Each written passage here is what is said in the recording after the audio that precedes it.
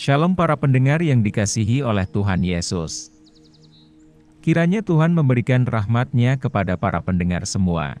Sebentar lagi kita akan mendengarkan pembacaan Alkitab audio dalam versi bahasa Indonesia sehari-hari. Siapkan hati saudara. Kitab Yunus.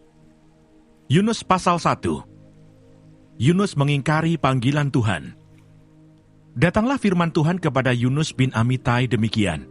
Bangunlah, pergilah ke Niniwe, kota yang besar itu.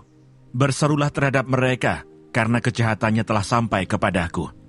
Tetapi Yunus bersiap untuk melarikan diri ke Tarsis, jauh dari hadapan Tuhan. Ia pergi ke Yafu, dan mendapat di sana sebuah kapal, yang akan berangkat ke Tarsis. Ia membayar biaya perjalanannya, lalu naik kapal itu untuk berlayar, bersama-sama dengan mereka ke Tarsis, jauh dari hadapan Tuhan.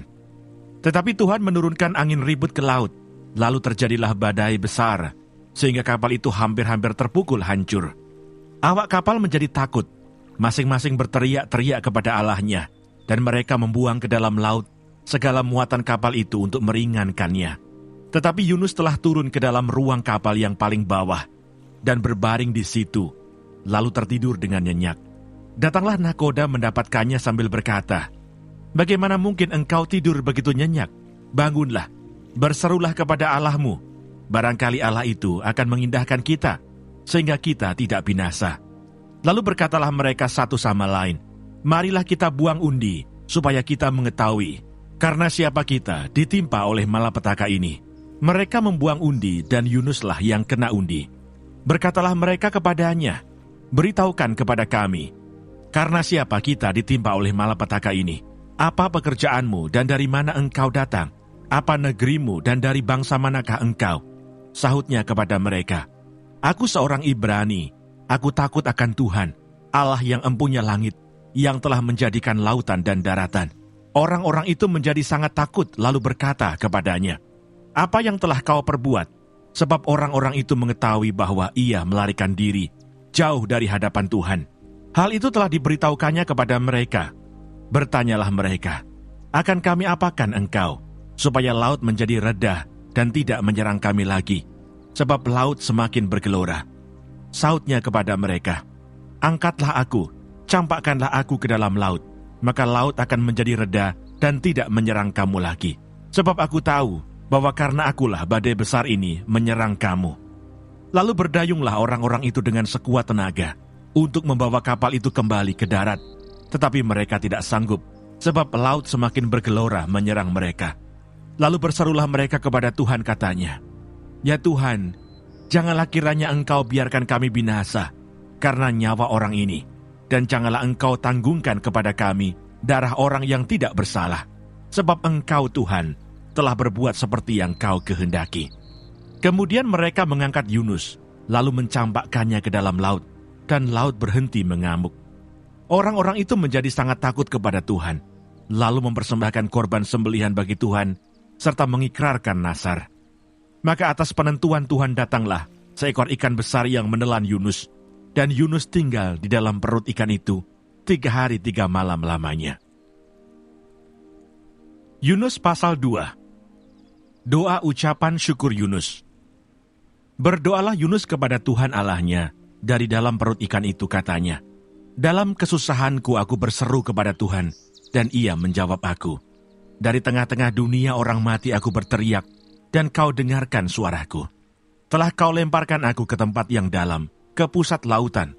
Lalu aku terangkum oleh arus air. Segala gelora dan gelombangmu melingkupi aku.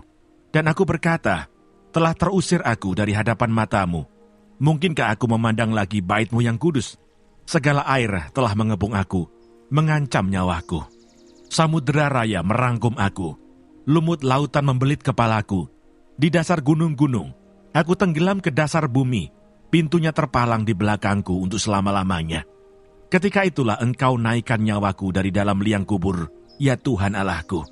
Ketika jiwaku letih lesu di dalam aku, teringatlah aku kepada Tuhan, dan sampailah doaku kepadamu.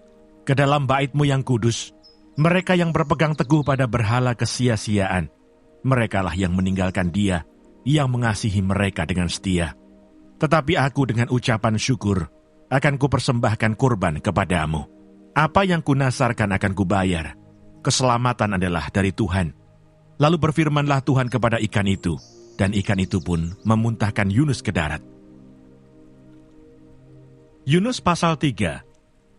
Pertobatan Niniwe.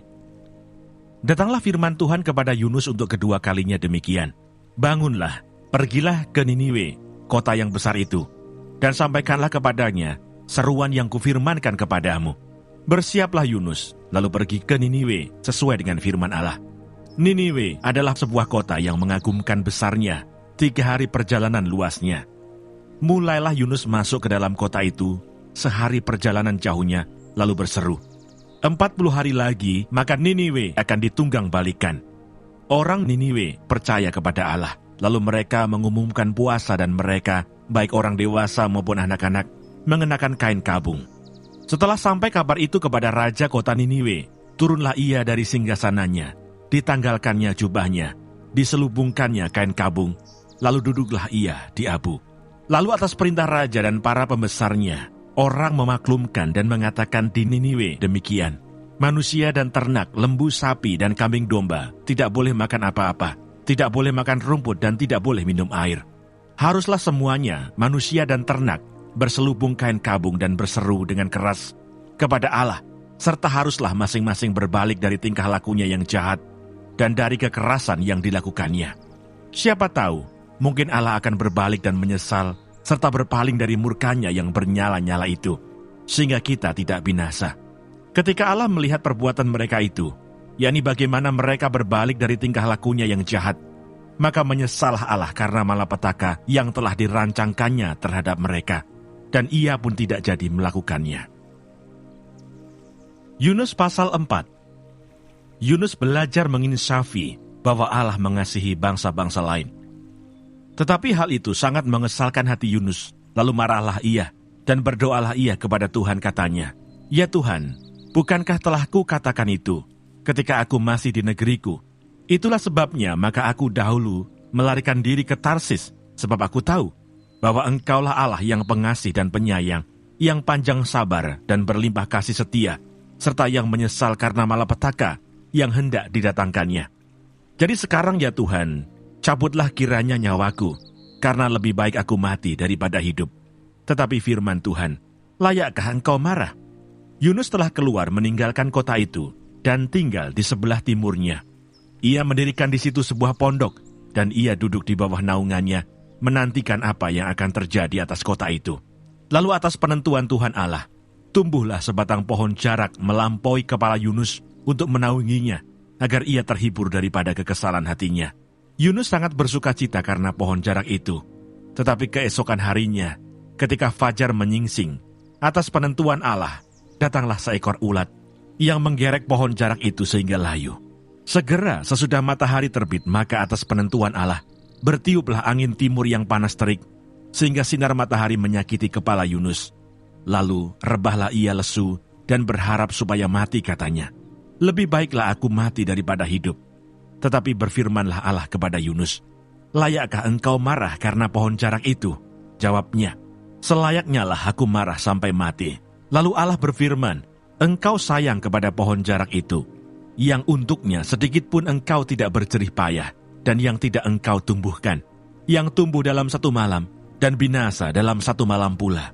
Bagaimana tidak aku akan sayang kepada Niniwe, kota yang besar itu, yang berpenduduk lebih dari 120.000 orang, yang semuanya tak tahu membedakan tangan kanan dari tangan kiri, dengan ternaknya yang banyak."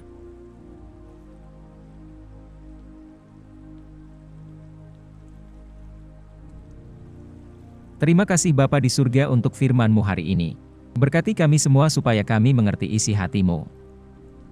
Terima kasih para pendengar semua, kiranya Tuhan memberkati. Dan jangan lupa untuk share dan subscribe.